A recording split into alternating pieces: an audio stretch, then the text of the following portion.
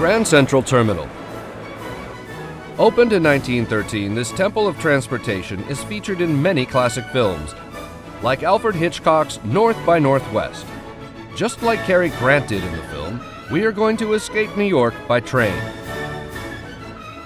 The sprawling Metro-North Railroad has 5 different lines. Today, we will take the rails up the scenic Hudson River. Along the way, we can see the progress being made on the brand new Tappan Zee Bridge, which will open soon, replacing the original 1950s structure. Well, here we are again, riding a train to the end of the line.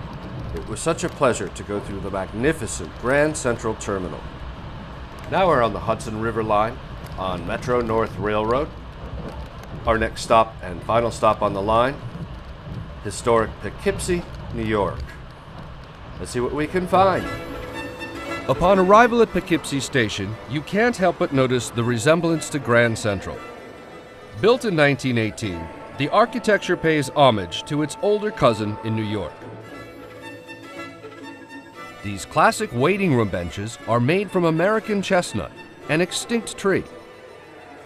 Abraham Lincoln's train stopped in Poughkeepsie when he was campaigning for president in 1860. And in 1865, his funeral train stopped here. Our first destination is one of 2 bridges we will cross today. Just look at it soar above the Hudson.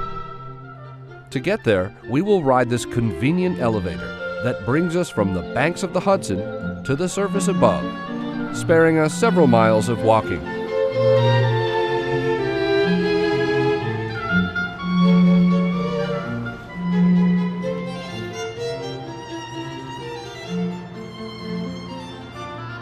We are standing 212 feet above the Hudson River on the Hudson River Walk, connecting Poughkeepsie, New York with Highland, New York.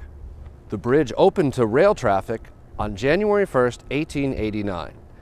And unfortunately suffered a track fire in 1974 and has been closed to rail traffic since. Thankfully, in 2009, the community rebuilt the bridge and opened it as a rail trail. Let's check it out.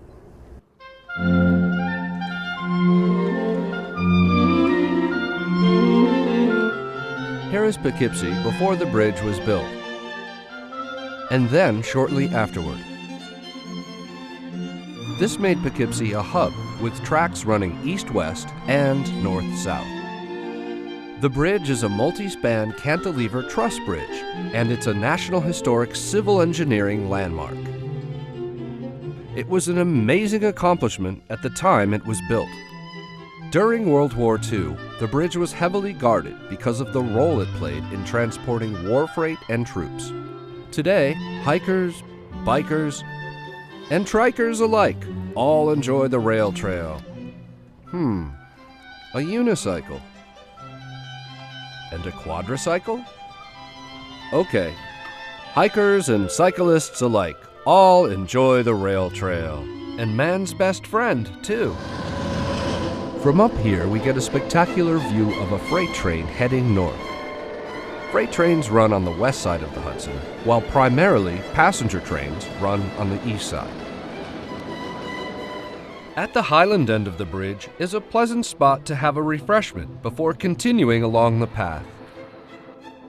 Now on the western side of the Hudson, we head down these stairs to Franny Reese State Park, a wilderness area with paths that meander up the steep bank. The park is named for a local conservationist who helped protect the lands along the Hudson. There are babbling brooks, stone walls, wildflowers, wells, and the ruins of Cedar Glen, the bucolic estate of dental pioneer Charles H. Roberts, who made a fortune by developing a chemical process that destroyed the exposed nerves of teeth, thus introducing painless dentistry.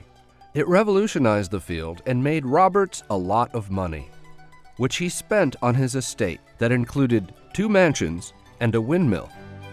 After the mid-Hudson Bridge was built, Roberts' elderly heirs were geographically cut off from the rest of the area, and when they died, the remaining buildings fell into deep disrepair and the grounds became overgrown, obscuring the once spectacular view.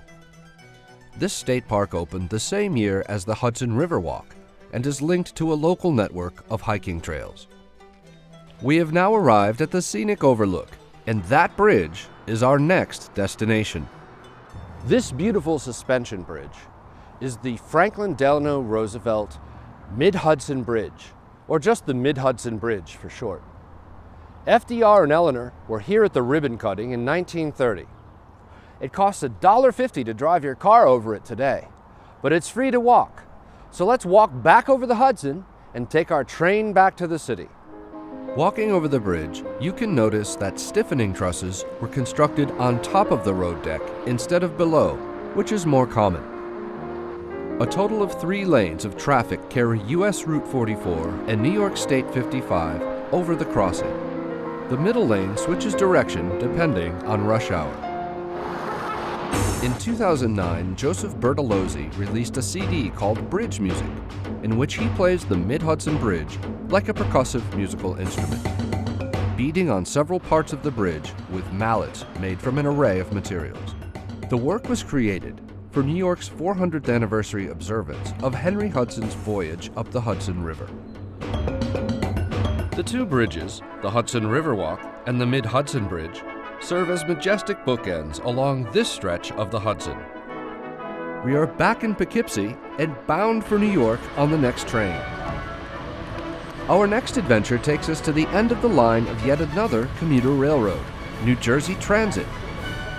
Until then, pick some tracks and stay on the rails.